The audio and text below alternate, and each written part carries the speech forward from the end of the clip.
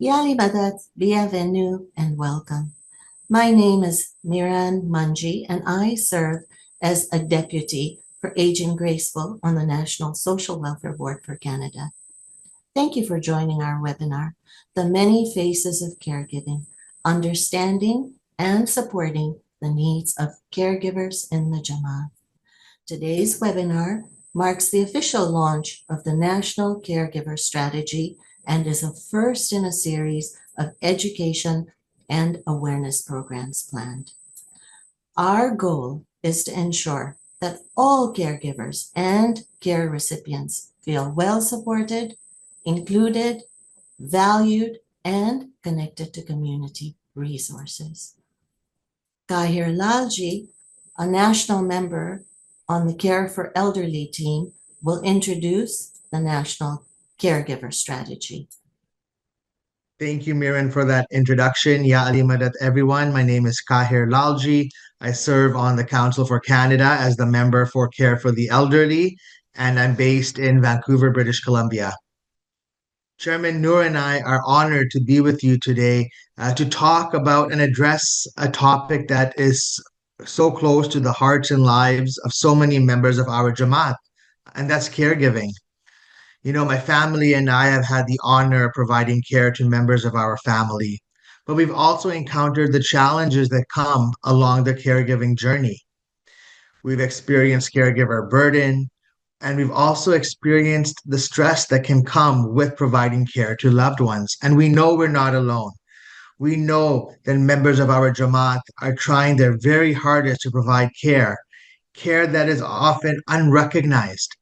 And this is why, as I say sometimes, that caregivers and care providers are the thread which hold the fabric of our society together. And we know this is hard work. But we also want you to know that you're not alone. The council boards and portfolios have come together today to launch our national caregiving strategy. You know, the need for care is indiscriminate. It can happen to any one of us at any point in our lives. And the provision and the receiving of meaningful, quality, relevant care in a familiar culture, in a familiar setting, in a language that we are familiar with is so important to quality of life for both the ones receiving care and those that are providing care. You know, we are all either carers, know someone in our circle that are care providers, or one day may be a caregiver. That is a very high likely chance. And so we know that the topic of caregiving is something that is so important to talk about within our Jamaat. We live in a country where we have resources, and we're fortunate in that we're not alone on this journey. We have partners, we have resources that can support us in ensuring that those that we love receive appropriate care, but that we are also taken care of and we take care of ourselves in our caregiving journey. This launch will be followed by a series of education and awareness sessions on caregiving, as well as with programs in cities across the country to support carers, care providers, and care recipients within our Jamaat. So we hope you will join us in this journey, and please do look out for future programs after this launch. Thank you, Kahir. Chairman Noor Ali from the National Social Welfare Board, Council for Canada, will now share opening remarks. Yalamadad, everyone. I'm Noor Alif, and I'm blessed to be serving as the chairman of the ACON Social Welfare Board. We're very fortunate to have a community that comes together to support one another. This has been critical to the resiliency of the Jamaat. In other jurisdictions around the world, the care for the elderly sits under the Social Welfare Board, but in Canada, due to the large number of older Jamaati members, we have a separate care for the elderly portfolio at Council for Canada.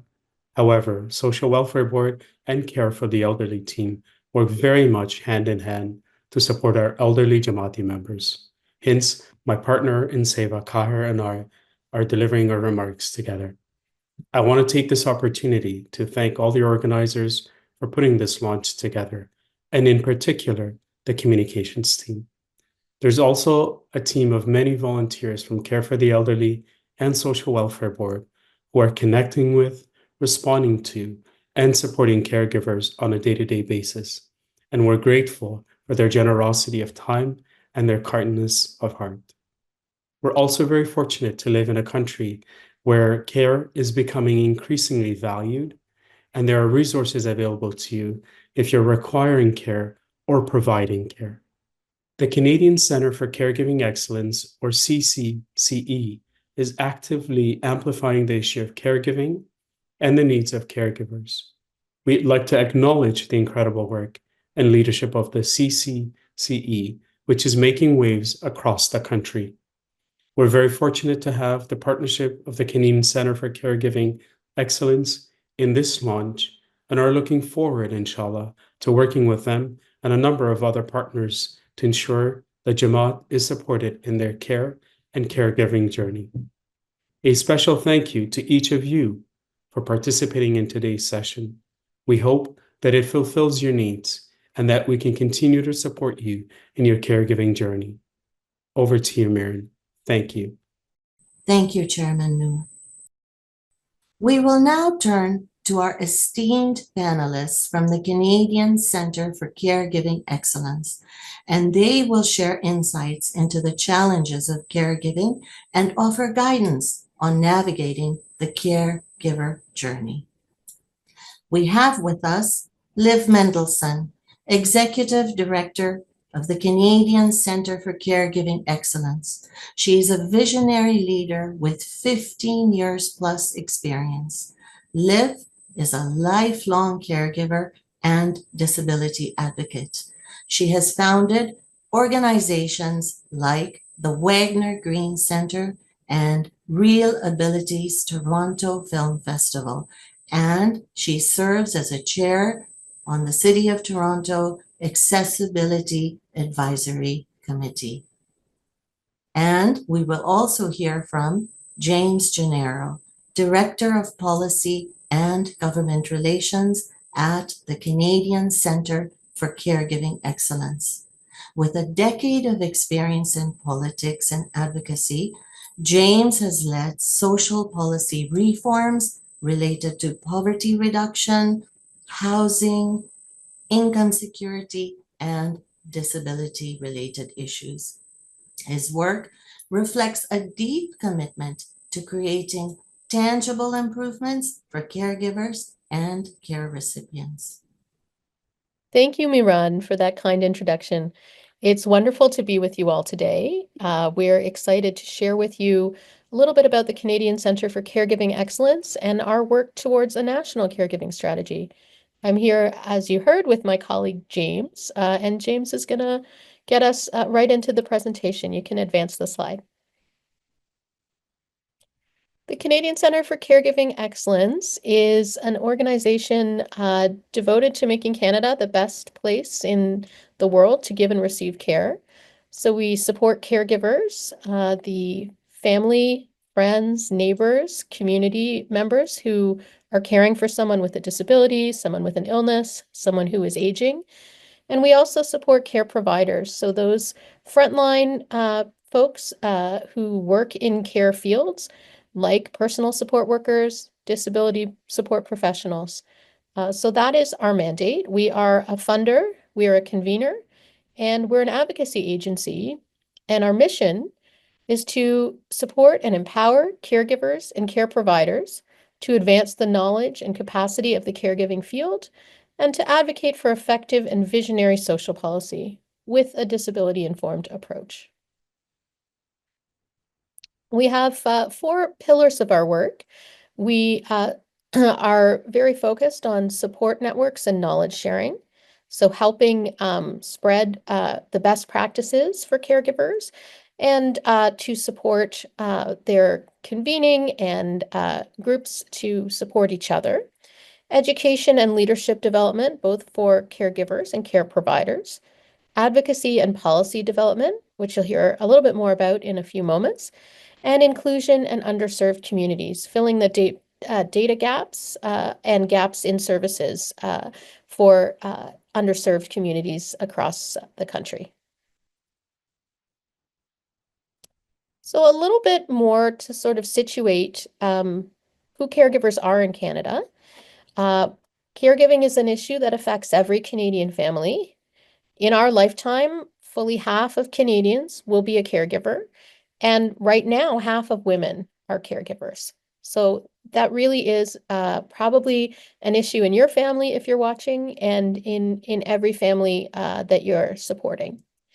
We are the backbone of Canadian society. For every hour of care provided in the healthcare system, 3 hours of care are provided by caregivers who are unpaid. We know that there's not sufficient support for caregivers. We know that there are mental, physical, and financial tolls on caregivers, and that when caregivers are not doing well, the outcomes for the people we care for are much worse. We also know that our care provider workforce is experiencing dire staffing shortages. And in many parts of the country, it's very hard to get a respite professional or a home care professional or a personal support worker, because there simply are not enough people in these fields to provide the levels of support necessary in our society, which is an aging one. We also know that there's a significant impact on our economy. The people who are stepping back from the workforce or stepping out of the workforce to take on unpaid care responsibilities represent $1.3 billion in lost productivity, the equivalent of 500,000 workers. So we wanted to find out what we need policymakers to know about caregivers in an accessible way. We conducted our first national caregiving survey of 3,000 caregivers and care providers across the country and discovered that we are in a bit of an alarming state. So if you're at home having a hard time caring for someone you love, you are very much not alone. So this is what we found. The average caregiver is providing 5.1 hours a day of unpaid care. That's almost a second full-time job, but unpaid per week. And for some people, it's even more because of the more intense needs of some kinds of caregiving. And this is not a quick few weeks at the end of life care. The average number of years Canadians are providing care is 4.6. And to give a better sense of what caregivers and care providers are doing to support the people they love or are working for, emotional support, transportation, meal preparation and housekeeping, house maintenance, managing finances, coordinating care, personal and intimate care, medical treatments, financial support, recreational activities, overnight support, and faith activities are the primary areas of support. So as I said, in a given week, caregivers are working almost 30 hours of caregiving, almost the equivalent of another full-time job. And that has a huge impact on people's work lives, what they're able to do at work, whether they're able to put up their hand for a promotion. So we really also need to be having the conversation about what it looks like to be a working caregiver. Almost 2/3 of caregivers are working. And caregiving, as I said, takes a serious financial toll on families. We have a lot of families who are trying to figure out whether to, buy the supplies and incontinence supplies, nutritional supplements that their loved one needs, or to be able to pay the rent or buy groceries. More than 1 in 5 caregivers spent at least $1,000 per month on out-of-pocket expenses caregiving. And only 11% of caregivers have received caregiver benefits. Only 12% said that the person they care for has received financial supports. So we are not doing a good enough job supporting families. In budget 2024, in the federal budget, we heard some great news that our government was committing to a national caregiving strategy. And I'm going to turn it over to my colleague James to share more about what that means and what that looks like. Thank you very much, Liv. So as Liv just mentioned, we did get some great news in the federal budget that was tabled in April of 2024, which included a black and white commitment to developing a national caregiving strategy. You can see it right here, as well as developing a sector table on the care economy.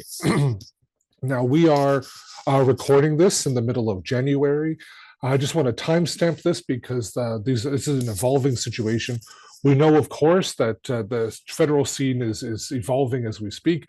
Things are changing, but as it stands today, we do have this commitment from the federal government to develop a national caregiving strategy. And we continue to champion that, to work with the government as long as we possibly can to try to advance the needle, move the needle forward on this issue, advance the issue as long as we can, and also building towards a world in which we have this commitment and we go into a federal election. And we know that some work will need to be done there around bringing this issue forward, potentially to a new government. Now, well before the federal government made their commitment in April of last year, we had started a process to consult widely with the caregiving community from coast to coast to coast around what should be included in a national caregiving strategy. Now, a need for a strategy, that has been our number one ask from the very beginning. We're coming up on 3 years of existing here at CCCE, and from the very beginning, we've been pushing the federal government to develop a national caregiving strategy. We felt that it was important to start to have this national conversation so that we can credibly say to elected officials, opposition and government, what we feel should actually be included in that strategy. So we pulled together a fairly concrete and substantive, and I'd like to think all-encompassing process to really have a focused, strategic conversation with caregivers, care providers, organizations, researchers, experts, people with lived experience, care workers, people from all over the country around what should be included in that strategy. The outcome of that has been 5 key priority areas that we've decided to focus our work on. These are improving supports, programs and services for caregivers, supporting caregivers to balance work and education with their care responsibilities, supporting recipients of care as they receive care from people in their lives, moving towards a sustainable care provider workforce, and lastly, government and leadership recognition. We are tracking towards releasing our national caregiving strategy on the 18th of February. We are very excited to have that happen. We're nearly there. We're so close. And currently, we're in the business of finalizing both the text as well as the physical document that will be released on February 18th. If you'd like to hear more about our work and about the national caregiving strategy, just scan the QR code on your screen now with your phone. That'll take you to our website where you can join our mailing list, participate in a webinar that we're hosting around the release of our national caregiving strategy in mid-February, and also keep abreast of our work as we release the strategy and continue our advocacy work towards making Canada the best place in the world to give and receive care. Thank you very much. Thank you, Liv and James, for sharing your wealth of knowledge with us. And this will certainly help many of us to manage much better. We will now hear from caregivers who will highlight the unpaid, invaluable support offered by family, friends, for loved ones with diverse needs, from disabilities to aging-related challenges. Caregivers will share their lived experiences, insights, and how they navigated complex support systems. We will start with Karim Ibrahim. Yali Madad, Karim. Yali Madad. Karim Ibrahim's passion for seva and helping others reflects the spirit of caregiving. He enjoys helping others and finds himself reaching out to individuals who are lonely or isolated. Karim, can you share, how did you become a caregiver? I had to be a caregiver due to the situation of my family. I have a number of years of experience taking care of my family and the community as well. The caregiving has been both for special need and the basic needs. Wonderful. Can you share an experience of caregiving that you have done in your lifetime?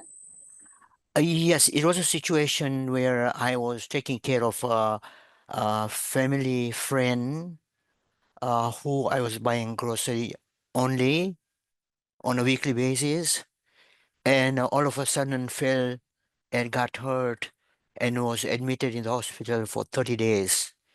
I was in the hospital with him for 30 days because there was no one around him to take care of him.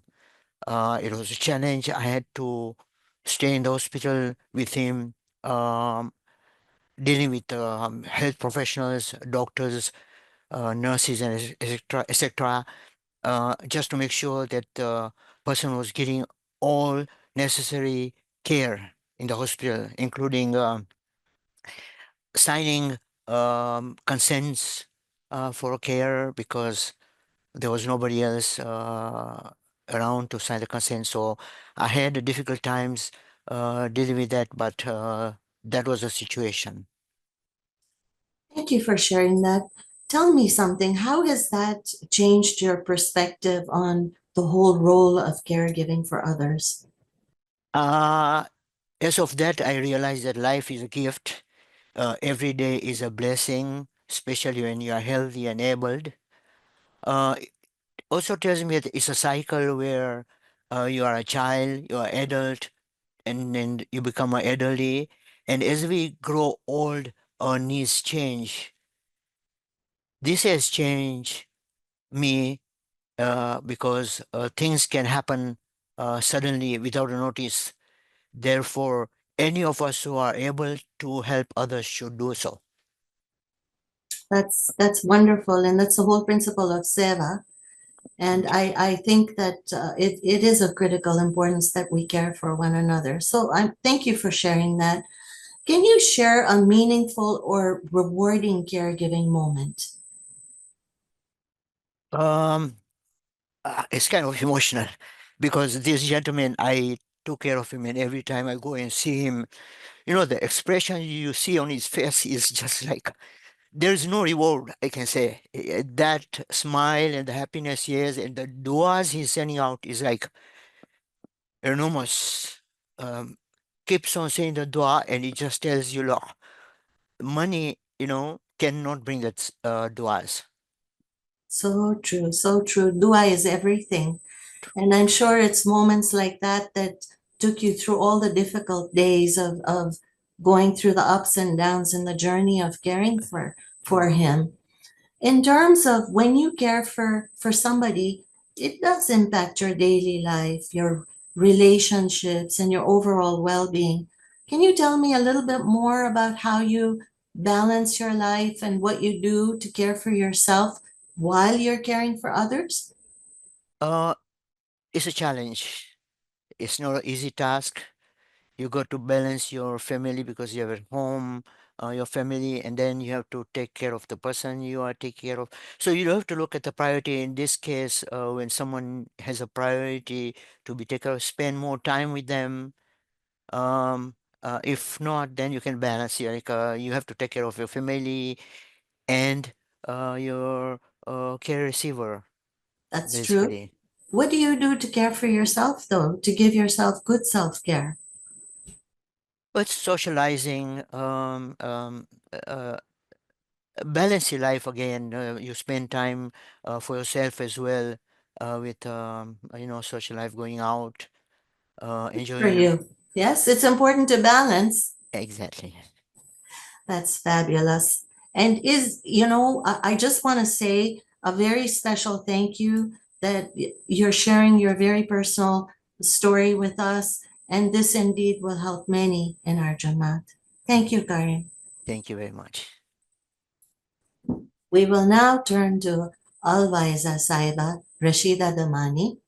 She has been instrumental in helping the Jamaat to understand the importance of living a wholesome life in accordance with the values of our faith.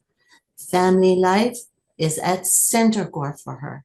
Living Within a large extended family, she feels that each individual holds their own key role. Welcome, Rashida Alvaiza Saiba. Yeah, Molali Madat. We're so pleased to have you with us today. And we're thrilled that you're going to be sharing a little bit of your experience with respect to being a caregiver. Do you want to tell us a little bit about how you became a caregiver? yes. The caregiving story and the hero of my story was my beloved father, now late, Alwaiz Akbar Ali Damani. So during pandemic, we saw some symptoms of dementia, but we couldn't figure it out anything. We had no knowledge. We didn't know anything. We don't know how to handle it, how to address it. And through doctors' referrals, we reached out to the Alzheimer's Society of Toronto.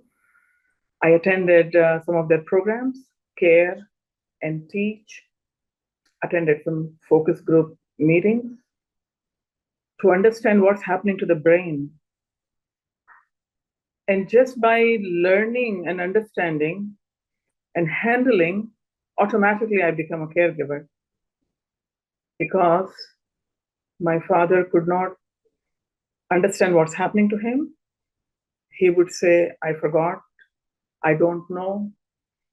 And pandemic made it worse because my dad, very strong faith, very spiritual man, he went to Jamat Khana every single day, morning and evening, 365 days, all his life.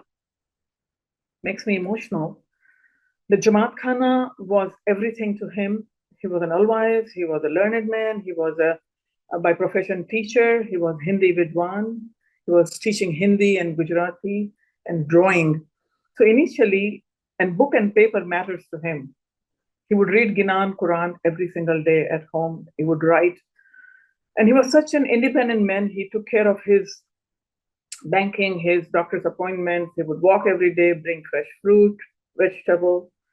He would clean it, cut it, and keep it ready for the family.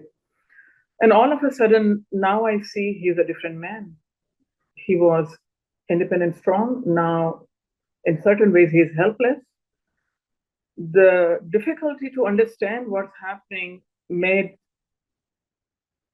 us worry about everything. But as I mentioned, that the challenge comes with a lot of blessings as well. Family got together. We are all very close siblings, 2 brothers and 1 sister, and everybody gave their own support. I don't drive, I'm visually impaired. So my brothers took care of all the outdoor activities, grocery shopping, the doctor's appointment, the medicines, any extra accessories for my dad. My sister and my brother-in-law, they provided homemade food every single day. So that is why each person's role, and my father is father to all of them too. But because I live with him 24/7, it was overwhelming for me. As a caregiver, realistically, it's not possible that one person can do 24/7 physically and mentally. In those tough moments, how did you make sure that you were also looking after yourself, that you were nurturing yourself? No, that was out of question, actually. Initially, when we saw the routine has changed, the lifestyle has changed, how to cater to his needs, PSWs, support workers, the coordination, and staying positive. One thing that helped me at the very beginning was accept it. Accept what's happening, count your blessings, look at the larger picture. We are blessed in life to have our parents. They have done a lot for us. Now this is our opportunity. And my dad used to tell me sometimes, and these are intimate moments, tu mari seva kare che na? And he would not say tu, sorry. He would always say, તમે અમારી સેવા કરો છો, હું પણ તમારી સેવા કરીશ. Seva means to serve, to take care. Shukar. And I would say, Papa, you have already taken care of me when I was young, and it is our duty now to take care of you. And he would laugh. He lost his English vocabulary. So every time speaking in Gujarati and Hindi connected with him very powerfully, telling him old stories because his recent memory was gone. And he loved pen and paper. So every single day he would draw, and he has done some beautiful drawings. And what was important as a family, we decided to give him comfort. We didn't know what is the cure for this disease. So let's just give him comfort, try to make him happy whichever way he can, singing Ginan, singing bhajan, singing poetry, cultural songs, devotional songs was very close to his heart. So we used to do that, my brother, my sister, everybody, whenever they take their turn to come. It's wonderful. And it sounds to me almost like doing that also gave you comfort. Absolutely. Listening to the ginans, the bhajans, the poetry brought back some comfort to you. What is the one thing you would want others to know about the hardships of caregiving? So you have sleepless nights. Everything is so uncertain. You don't know how to handle. You don't know what's coming next. So what you do is one step at a time, one day at a time. And every caregiver, to begin with, is very kind and compassionate person. And to care for our loved ones, our parents, comes from our heart. But we still have to learn some new coping mechanism. And one thing I can stress would be lots and lots and lots of patience. My father was a very soft-spoken person. He was a teacher, community leader. I'm a teacher. I'm a community volunteer. My style is different. When I raise my voice, he would say it's not nice. You have to come to a person you're talking very close and then mithas thi bolo. Oh my God, when you're going through so much frustration, Right. you don't know how to bring sweetness to your voice. I tell myself I'm a sweet person, but being in that situation, oh my God, he didn't like that. And, you have to keep improving yourself. Another thing helped self-care was mindfulness, how I'm behaving. Because his behavior is changed. He cannot comprehend anything. But through my senses, I should tell myself, at least I understand now after having some tools, some knowledge, some learning. So we have to change ourselves. Perspective shift helped me that no, we can do it. We count our blessings. We have a strong faith. Our family values are very important, and family support is critical. Initially we are helpless ourselves that how to talk, who to talk. And now I can say to Jamat, anybody can talk to anyone to seek support. So positive side of pandemic in the early stages of taking care of my father was that, my brothers would work from home and turn by turn, they will come and sit at home and take care of my dad and work. So always in life, we look at the positive side and it helps us. And the most rewarding moment was that when I'm upset, my dad would sense it. And then he would say, when I was young, I didn't have mother and I didn't have father. So he was kind of orphan child. And that touched my heart so badly that I should not, he's giving me a message that I should not talk to him like this. And from that day onwards, I said, Papa, ho tamari maa chu. You are my best father and ho tamari maa chu. And that was my rewarding moment. Yes. And I have to admit, Alvaiza Saiba, you've opened up your heart to us. And, that takes a lot, right? So I'm sure that the many that are watching this webinar today will be so grateful that you actually opened up your heart and your home. And you showed us not only the happy side, but the sad side, the tough side, and the many facets of caregiving. And inshallah, through these tips, through, some of the ways that you work through it, many of us will learn how to navigate these complex systems. So on behalf of everyone, thank you from the bottom of our hearts for sharing your very personal story with us. One thing I will add that blessings are priceless And the best gift we can give in our life to our own selves and to someone, loved one, neighbor, Jamati, Murid, will be to take care of them from the bottom of our heart. As our spiritual leader says, that if seniors or elders can become sad and lonely and unhappy, it is part of the ethic of our faith to love and show affection. And Imam said that this concerns me a lot. So we will follow his guidance, and through his guidance, these institutions are really working hard, and we see the change in the results. And I thank you. It's my honor to share my story with you. Shukar, alhamdulillah. Thank you. Thank you. We will now hear from Nilu Ajani. Thank you for being here, Nilu. Nilu Ajani is a special needs educator. She finds purpose in giving back to the elders of the Jamat, and she wants to create awareness about living with a loved one who experiences dementia. Yali Madad Nilu, and thank you for being here with us today. I just wanted to ask you if you could share a little bit about your caregiving story.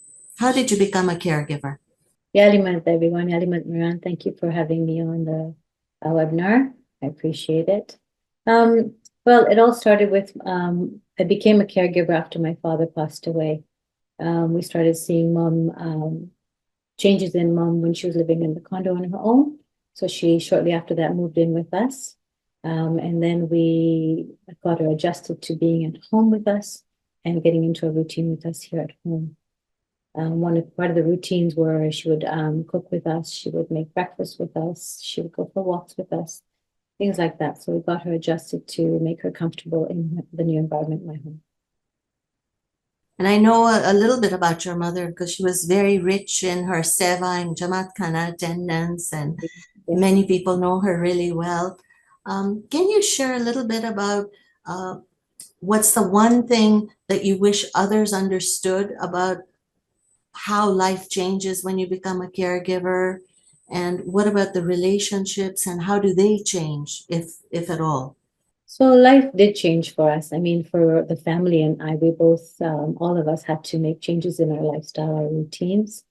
When we brought mom home, we wanted to make her very comfortable and feel like this is her home. So we changed the room around to what her room did look like.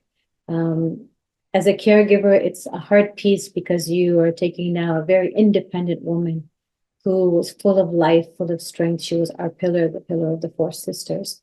And she now came into our home where she kind of felt, initially she felt uncomfortable because, you know, it's the daughter's home, right? But then she, after a while, because I made her comfortable with being in the kitchen with us and doing things with us and helping me with things in the house like laundry and just general things, you know, cooking, teaching me how to cook.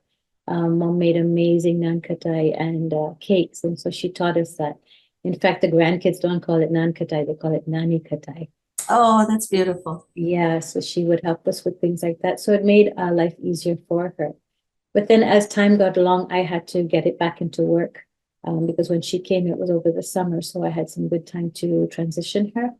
And then when she did transition nice and smoothly, I went back to work and we got a full-time caregiver, a wonderful lady who helped us in the house. And fortunately, my husband was home and my daughter as well, because she was doing online classes. So they were around to help us out. We had to introduce mom to the caregiver. That was very difficult for her, getting somebody to come in and take care of her besides her own daughter.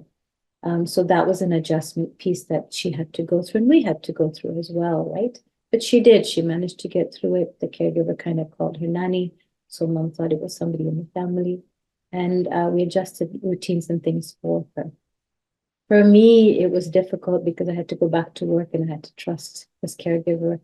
But I felt comfortable because, like I said, Munir, my husband, and my daughter Iman were home and they helped the transition become a bit smoother. And in terms of the whole idea of watching her transition through this whole process, what was the toughest moment for you? I think the toughest was seeing this pillar of strength that, who, taught us everything, taught us how to be good mothers, good daughters, good people, Her seva alone spoke for herself. It was hard for me to watch that transition of her becoming slowly independent, slowly dependent on us. The fact that she would have to, get us to take her clothes out for her, get us to get her meals ready for her. That slow transition was very difficult for me to see. Also, the fact that, as we all know, dementia slowly changes everything in our lives. The cognitive part also changes. So her ability to relay what she wanted became a bit more difficult. So that was really difficult for me to watch. There were days where I had really bad moments, in the sense that, not bad moments with my mom, bad moments for myself, to see what she was going through. And as a daughter, it's very difficult you would understand, for your pillar of strength to be declining. But I accepted it and I started reading more about it. My sister Salima was very knowledgeable about it. Both Karima and Nadia, my other sisters, were very, very supportive of when mom was living with me. So I am happy for their support. But again, seeing it in your own home and seeing your mom going through this is a very difficult piece. Absolutely. And in those tough moments, what did you do to manage good self-care, or just to make sure that you felt nurtured? It was very difficult. In the evenings, when I would sit with my mom and do some cognitive activities, or she would help me with the meals and things, that would be my peace, because that's when she was all there. Her peeling the dana, showing me how to make the naan katai. That would make me feel like, okay, you know what? I've got some peace of mind that I brought her here. I took her away from her independence, but I brought her to a little bit more of a peaceful environment. So that was my peace. The fact that she would smile, when I would do something, she would smile at me and say, "Barabar kairi, barabar I do," so that would give me a lot of peace and solitude. Taking care of myself as a caregiver is very difficult, because you don't really have time for yourself. I think it's when we had to make a very difficult decision. We put mom in a very good home. It helped me. Initially, it was very difficult for the transition, but it helped me realize the value of making the right decision for her safety, for her well-being, putting her in the hands of somebody that knew more about dementia and how it worked. Absolutely. And the whole idea of putting her in a nursing home also meant that you were giving that trust to the nursing home. Exactly. Yeah. And do you want to share a little bit about what that adjustment looked like for you when you as a family, you made the decision that this was the safest thing for her in terms of good care? So it reached a point where mom was not sleeping at night and I was working full time. So we had to make a decision, and my younger sister and us, we had a phone call and we talked about the goods and the bads. We talked about the safety, which was the biggest issue. I have stairs in my house, so we were afraid that one day she would fall and it would become very difficult to manage her. So it became a choice of, do we keep her at home and take the risk that one day that one little slip or fall would cause something more? Or would we take the chance that, let's find a very good home for her? And my sister did do a lot of research and looked for a place to stay. And we found one in St. Catharines near my younger sister. And she's doing well there. We visit her. I visit on the weekends. My sisters visit when they can. And they take the time to see what's happening. But I do advise that when you do put her or whoever your family member is into a home, make sure you go and look at it carefully. Look at it when they take you for a tour, and look at it also when they're not taking you for a tour, because then you can see both sides and there's nothing hidden.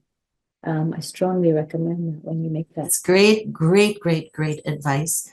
And in fact, it is her home away from home. So you want to make sure that all her comfort needs are being met. Yes. Now, in terms of your way of paying it forward, because I know that you enjoy Seva and you're quite passionate about paying it forward. You want to share a little bit about how you've done that? So mom's been my inspiration for this. When we did the cognitive programs here at home, I would make up games and things. Right now, as you mentioned, I do teach children with autism. So some of the games that I did with the children with autism, I would bring home and I would just test it out on her to see if she liked them, because there was a lot of hands-on activities, painting, knitting, coloring, puzzles. word matches, number games, things that would help her cognitively still be there. And those are the things we worked on together. So today she's my inspiration for continuing the cognitive piece. One of the classes that I do at Union Volcani, it's held every Tuesday, and we started off with 5 members. Now we have about 20 members who come and just do cognitive activities with us. It's not only just cognitive, they come out for social pieces because they're home alone all day, their family or caregivers are working all day. So they come up for that social piece, meet each other. We made a Play-Doh activity with Chole Bigatia, and you should have seen the conversation pieces between all of them. Na echa na karo, hi karai, to hecha karai, hi niji recipe, right? So it was really nice because it was similar to what mom used to say, echa na karo, hecha karo, fine, right? So we continued that, and from that, it stemmed into another program, enrichment. From that, it stemmed into the day program at Domino's Canyon on a Tuesday, Thursday. So I'm so thankful that I was able to pay it forward, and it's all with the blessings of mom, and she's my inspiration for these programs. Absolutely. And we're one Jamat, one big family. Exactly. So you're right, that one recipe being shared amongst many people and the joy of watching the conversation. I mean, there is no better meaning for that. That's right. And in terms of your overall experience and you hope, what's the one thing you hope others understand, or what's the one thing that's your takeaway? I think the biggest thing for me is learning how to accept the disease itself. There's a lot of people in Jamaica that still are very shy and I don't know the word, uncomfortable. I don't know if that's the right word to share that their caregivers do have dementia or some sort of a cognitive disability. I think it's important for the Jamaat and people to be aware that this is a real thing. It's okay to bring them to Kani. It's okay for them to slowly decline and, understand where it's coming from. In fact, learn from it. I strongly recommend that, we do have programs now set up, like I said. If you can bring them to the programs, it's completely confidentially kept as to what stage, or if they do have anything, by all means, we do keep that in confidentiality with our leads. But I do advise that, accept it, understand it, become aware of it, and take it into your heart and take it day at a time. The transitions are very difficult between her moving from her own home to our home to now a caregiver's residence. It's difficult, but you know what? In the end, I know that she's at peace. I know that she's happy. I know that she's safe. You said it so well, Nilu, and I just want to say a special thank you for opening up your heart to us and for sharing your intimate story. Thank you. And I'm sure many will benefit from this. Thank you. Thank you so much. Just one last little comment is that you might share a picture of my mom and I, and she was in her best moment. We had gone out for dinner, and she just reached over and gave me the best kiss and the best smile. It's her smile that keeps me going. And when I see that smile, even if it's once a week, it just lights me up and gives me all the strength in the world. And may it continue to light up your heart. Amen. Thank you. Thank you. Thank you. I appreciate it. We will now hear from Lubna. Lubna Yali Madat. Malali Madat. Lubna Sohail is a trained nurse from Pakistan, a mother of 2 boys. She is passionate about caring for individuals with disabilities and those who face mental health issues. She feels helping others in need is of critical importance. Lubna, I know that you have a caregiver story that you wish to share with us. I just want to know a little bit more around how did you become a caregiver? Okay, so Yalimdad everyone, and as my introduction, my name is Lubna Sohail, and I am a caregiver of 16 years old boy. His name is Shamil Sohail, and he born with spina bifida, which means his lower limbs are not working. My son is on the wheelchair when he born in 2008 in Pakistan. So from that till right now, since 16 years, I'm the caregiver, and I have a family support here and back home as well to give me support in this difficult time.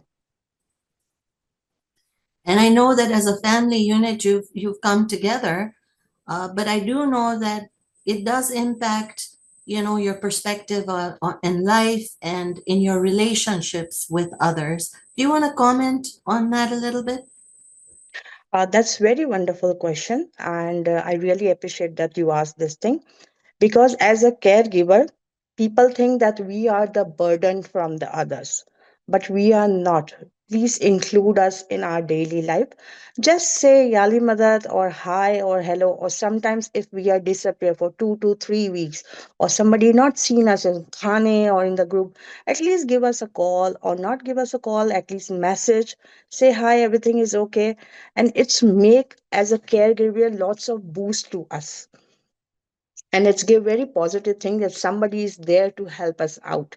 Even just say hi yali madad, it doesn't mean that we take them their properties or anything from them. Is that we all are connected to each other.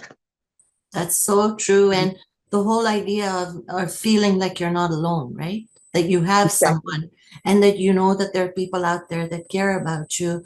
And often, sometimes people may feel that perhaps they just think they've reached out to you and they haven't. But the whole idea is that you want them to be aware that it's important to connect to each other, right? It's important to say, Exactly. Yali Madat, and to ask about each other. That's a great thought. And in terms as your role as a caregiver, do you want to share how you navigated the journey in terms of being a good caregiver? Okay, now हम कच्छी में हिकिड़ी example ॾियां थी आहिनि कि जॾहिं मां plane में सफ़र कयूं था त एयर होस्टेस पाण खे हिकिड़ो चए थी कि अगरि ऑक्सीजन जी कमी थी वञे त पाण खे पहले पोते खे ऑक्सीजन लॻाइणो आहे, पछी पाण खे ॿिए जी हेल्प करणी आहे। Same as a care giver, पाण खे पोते खे पॉज़िटिव रहणो आहे, पछी पाण खे the person who need, we have to give them the care, or the person in the Jamat Khana or outside of the community or your friends, family need the help, first you be very positive yourself. And from my son, I learned lots of things. I work as in community as well, a volunteer with the diverse murid, and I work outside of the community as well, like Easter seals. I work as a shamils go there, so I lots of event I attend them. So I have the positivity, the connection with them as well, and I learn and we shukar that we have very better place and very big and very nice community, so we can contact them easily. But for this, we have to step in and we have to contact an inclusiveness to each and other, to see them, to call them, to recall them, to find it out if they have any, not the person who are on the bed or wheelchair, the person who give the care as well. We have to take their mental care, health assessment are very, very important. Absolutely. And I know that you also have done a lot at the Easter Seal Society in terms of Seva. Yes, Do you that's true. care to comment on that? I work before the my son is Shamilswell is the ambassador of whole Ontario from Intervention 2024 till 2025 March. And before this, 4 years continues, he is on the Friends of We Care ambassador. So I go lots of the events and I learn them so much, that what is inclusivity, how they arrange things, what they do not for the kids, for the families as well. If 1 or 2 events, I give you the example, I don't went because I'm working, so we did not get off, me and my husband, so we did, they personally email us that Shamil is okay, are you guys are okay, if you need anything. So this email just make my day. And this email was thinking, oh, somebody is there to care about us or think about us. So this make changes, very little things change a lot in my life. Absolutely. And community resources and all these organizations that come together make great impact. And it's important for the Jamaats to know that this is a meaningful way to get help as well. Yes. In terms of being a caregiver, can you share a meaningful or rewarding caregiving moment with us? Like I just told you that caregiving is not a very easy part. We have to go to the hospitals, appointments, we go for our work, we have other son as well, family members, mothers. We have to go to see our in-laws as well, everything is there. So to take care of this thing, I think we have all together, and they also understand us and we also understand us. Just like I give you the example of the Easter sales. They give the small email just like this. In our community in Jamaat Khana, we have the small group of the diverse ability group, which I'm the leader of this group, the WhatsApp group. So they also call us that, hi, how are you? In the COVID time, they call us that, find out that everything is okay or not. So that thing make us impact that, oh, somebody is there to help you. I forgot, but if anything happens, so they know that we are there or not. That's wonderful.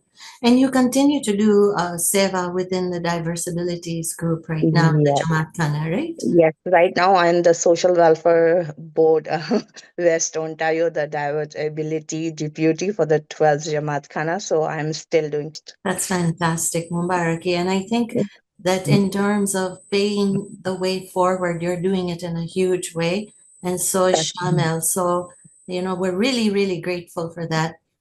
In terms of making sure you care for yourself, when you're on the run, you're doing seva, you're looking after the family, how do you balance everything? What do you do to bring joy and comfort to yourself? So everyone have different things. So I read books, and music is my passion. Not even the Bollywood music. I listen Ginan as well. I listen Maula's Geet as well. So whenever I cooking, washing, dusting, anything I do, I listen music a lot, which give me the healing. Okay, and it's my habit. Every 3 to 4 months, I change my home settings, change the photographs. So it's give me very positive vibes. Sometimes, if I don't want to do anything, I take a cup of coffee and write down the notes that what I have to achieve and what I have not achieved and what I have to do, what I don't have to do. So every year we have the resolution, same as my diary, have so many things that what I did it and what I have to do more. So this is my habit. I do myself updated like this. That's fabulous. And I have to agree, music reaches the soul, right? It creates happiness, just like laughter does, just like Yeah. singing, just like that's fabulous. And I'm so grateful to you that you've shared your personal story with us. Is there anything else you would like us to know about what we could do as a Jamaat? As a Jamaat, I just say that please inclusive the members and the person who are on the caregivers. This is just a message. Inclusive them. We don't need anything. We just need hi, hello, and the touch with each other. That's really I need to inclusive everyone in Jamaat Khana. Thank you, Lubna. That was wonderful. And thank you for sharing with us. And yeah, we've learned a lot from you.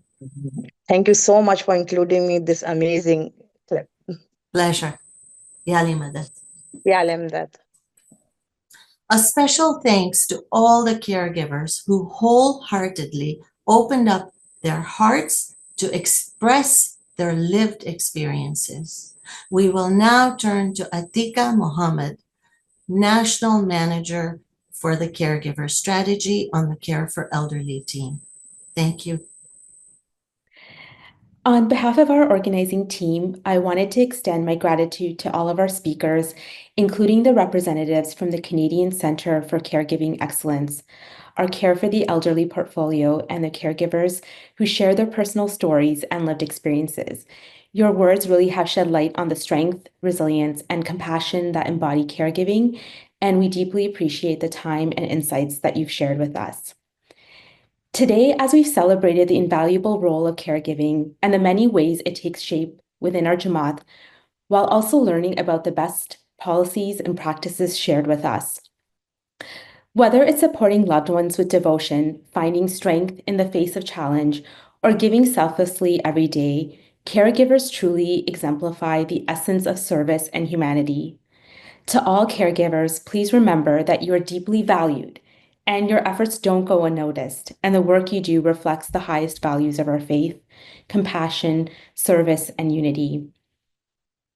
As Kyra mentioned earlier, caregiving is not just an individual journey, it's a shared journey that unites us as a community. He reminded us of the vital role caregivers play in holding our Jamat together and the importance of ensuring that they receive both recognition and support. Support networks can offer a listening ear, shared resources, or just a helping hand. And this is one of the ways that together we can create a space where caregivers are supported not only in their roles, but also in their own well-being. As I reflect on caregiving, I am reminded of the quiet, everyday acts of care that I've seen in our Jamaat and its impact firsthand. I've also been able to witness how care and connection can not only help someone through a difficult time, but also bring out a strength in caregivers that they may not even know they possess. It's not easy, but it's so meaningful. We also know that caregiving can also feel overwhelming at times, with many experiencing a sense of physical, emotional, mental exhaustion, often coupled with feelings of isolation. And these are real, and it's a reminder of how essential it is to surround caregivers with understanding and empathy and meaningful, but most importantly, inclusive support. It is vital to prioritize self-care and seek support when needed. Taking time to recharge is not just beneficial, but it's necessary. And small acts of kindness, connecting with support network, or leaning on community resources are just some of the ways that can make a significant difference in maintaining that balance. Remember that your well-being is just as important as those that you care for.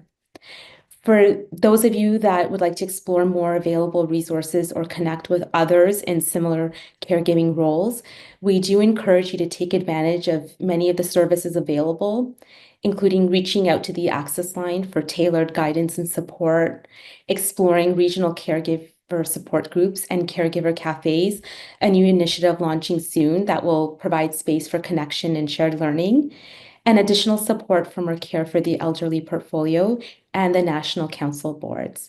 Please don't hesitate to reach out and take advantage of these resources because they are here for you. As we conclude, I hope we can take away what we've learned today about empathy, connection, and service, whether as caregivers, Jamati members, or even advocates. We each have a role to play in nurturing a supportive environment for all. So let's commit to strengthening these bonds and ensuring that no one feels isolated in their caregiver journey. Thank you once again for being part of this conversation, and inshallah, may we continue to work together in the spirit of compassion and unity. Ya Ali Madad.